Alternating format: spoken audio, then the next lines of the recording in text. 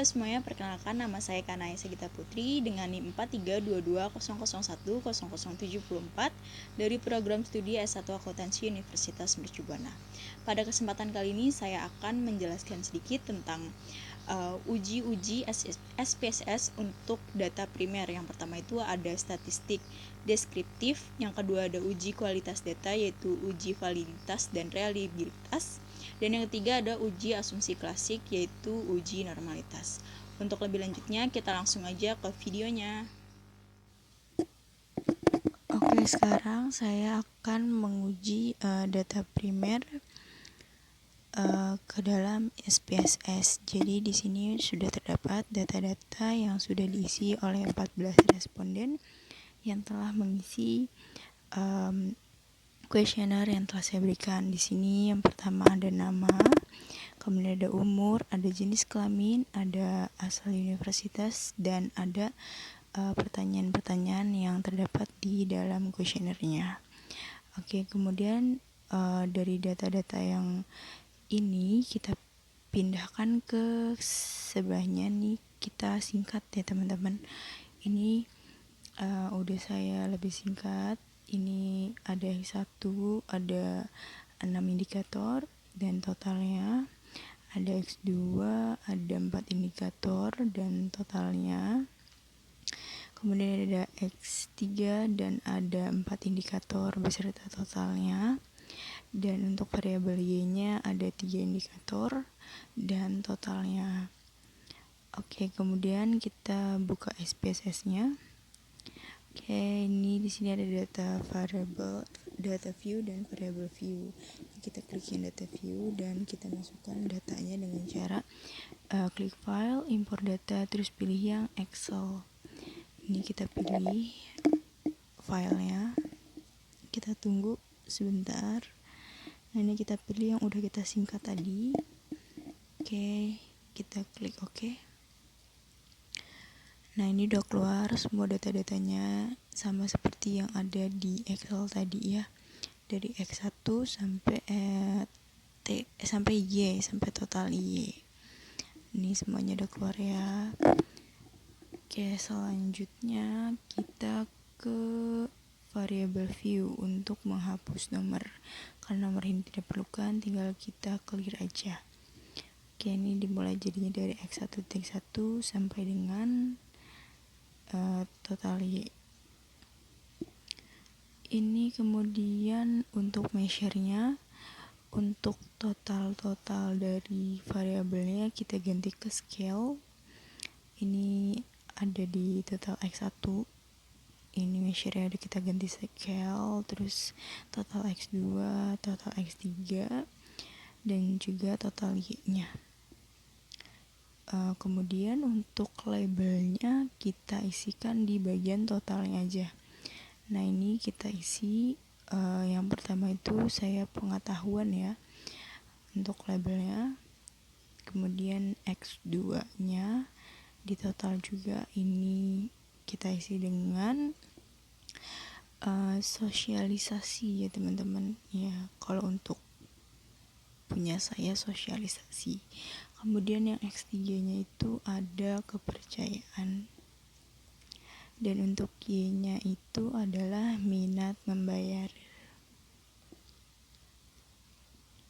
Oke, selanjutnya kita isi values-nya ya.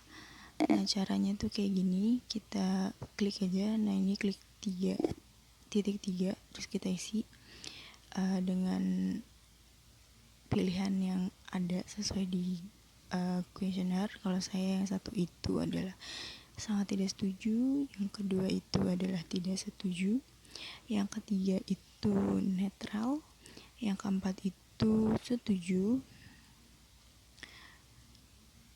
kemudian yang kelima itu sangat setuju.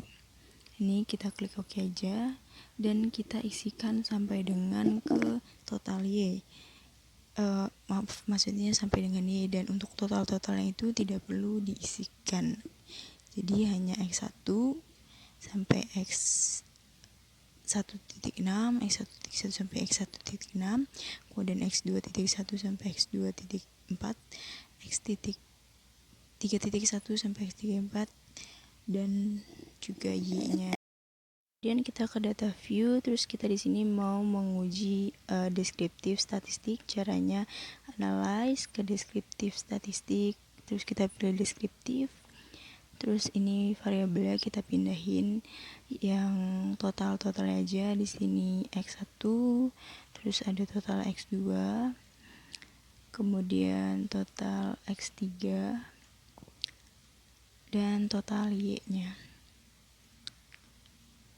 Oke, kalau udah kita klik options. Ini dipastikan ya udah ada mainnya udah kecentang, minimum maksimumnya juga udah kecentang. Terus kita continue aja.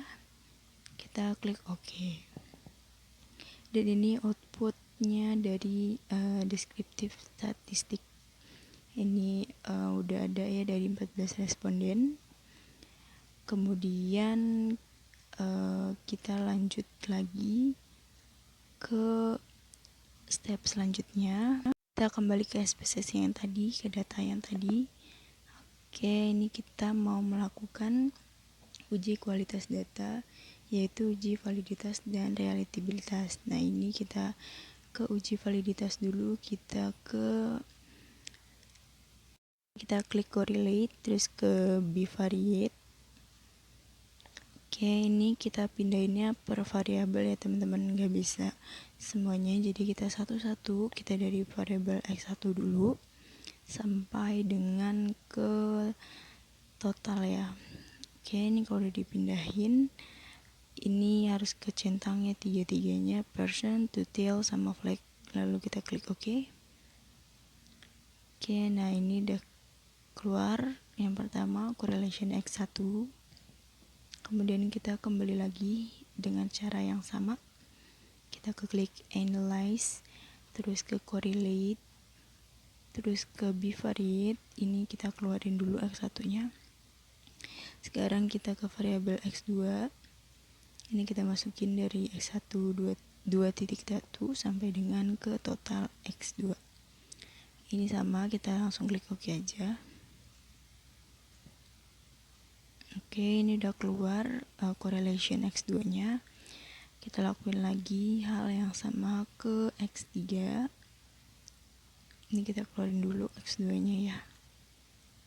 Keluarin, kita masukin lagi dari X3.1 sampai ke total X3 ya. Oke, ini juga kita klik OK aja. Nah, ini udah keluar correlation X3-nya. Dan yang terakhir itu kita ke variabel Y dengan hal yang sama ya. Ini kita keluarin. Oke, kita masukin dari Y1 sampai total Y.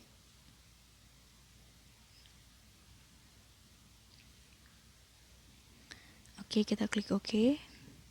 Nah, ini udah keluar juga correlation Y. Kemudian kita akan mengecek apakah data-data ini telah valid atau belum dengan ingatan bahwa R hitung itu harus lebih besar daripada R tabel. Nah, ini kita lihat dulu untuk yang X1. Oke, sebentar. Nah, ini ya, ini R hitungnya. Di bagian R hitung tuh yang paling pojok kanan. Ini di setiap variabelnya ada. Nah, ini R tabel. Cara menghitungnya adalah N-2. Nah, karena data kita ada 14, tinggal dikurangkan dengan 2 jadi 12. Jadi R tabelnya itu adalah 0,5324.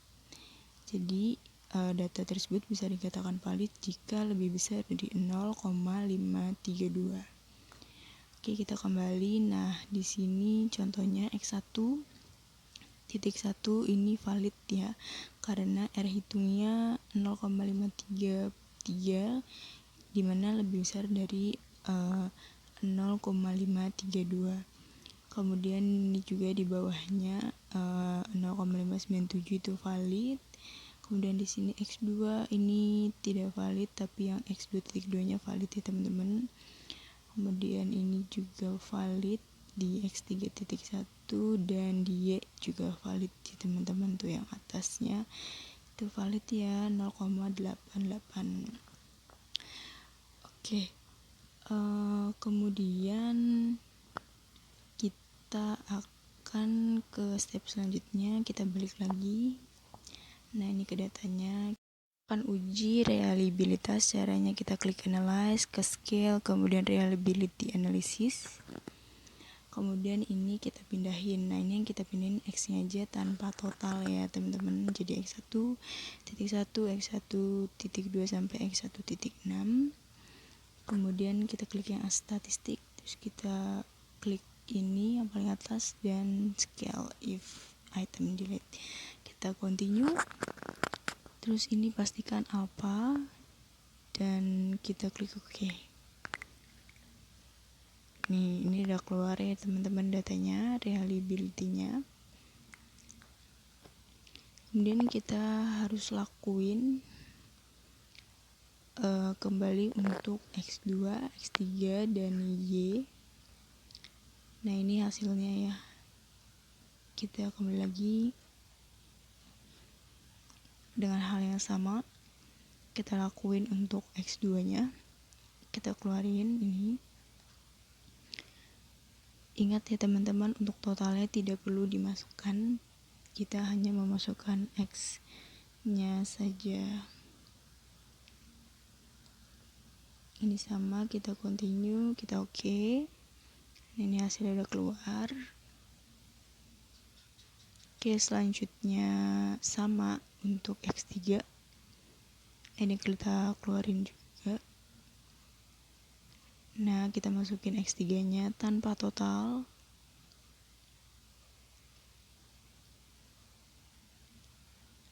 Oke, kita pastiin lagi, kita continue, baru kita klik OK. Kita balik lagi dan kita lakukan yang terakhir untuk Y. Ini kita keluarin dulu.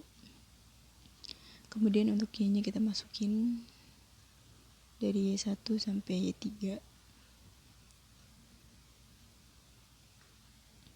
Kita klik OK. Nah, ini data-datanya semuanya udah keluar dari Y. Nah, ini untuk yang Y. Terus ini untuk yang X3. Kemudian yang ini untuk X2 nya 0,402. Yang terakhir ada untuk X1 nya ya.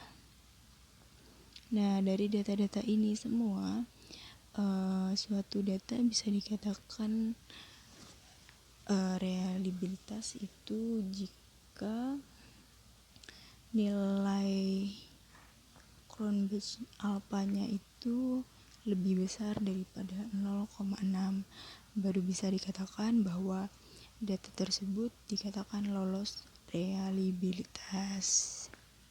Selanjutnya kita akan melakukan uji asumsi klasik, yaitu uji normalitas pada data primer ini. Sama ya caranya, kita akan analyze, kemudian ke bagian regression, kita pilih linear. Oke, kita pilih linear ya. Ini sama, dependennya kita masukin Y nya. Y nya itu minat membayar, kita masukin. Dan independennya juga kita masukin total dari X1, X2 dan X3 nya. Kita masukin total X1 nya, kemudian total X2 dan terakhir total X3.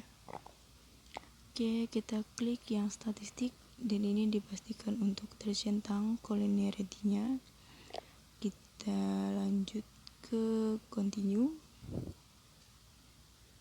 Selanjutnya plots, ini Y nya kita masukin yang stressed dan X nya zebra. Oke, ini juga harus tercentang. Oke, kita lanjut continue. kita ke save, ini kita pilih yang paling atas. Oke, kita continue, baru kita klik OK. Nah, dari data regression ini keluar ya teman-teman. Oke, semua datanya udah keluar dan kita mau untuk menguji normalitas. Ini ada chartsnya, kemudian ada NP plotnya juga, dan ada scatter plot. Nah, kemudian kita kembali lagi, kemudian kita ke analyze, klik yang non-parametric test, calculation dialogs, dan one sample KS. Ini kita pilih yang paling bawah aja ya teman-teman. Nah, yang ini kita pindahkan, lalu kita klik OK. Nah, hasilnya ini udah keluar, one sample Kolmogorov Smirnov test, dan data dikatakan normal jika asymptotiknya di atas 0,05 dan di sini adalah 0,200 dan bisa dikatakan data tersebut normal. Mungkin hanya segitu yang bisa saya sampaikan. Semoga bermanfaat ya teman-teman. Terima kasih.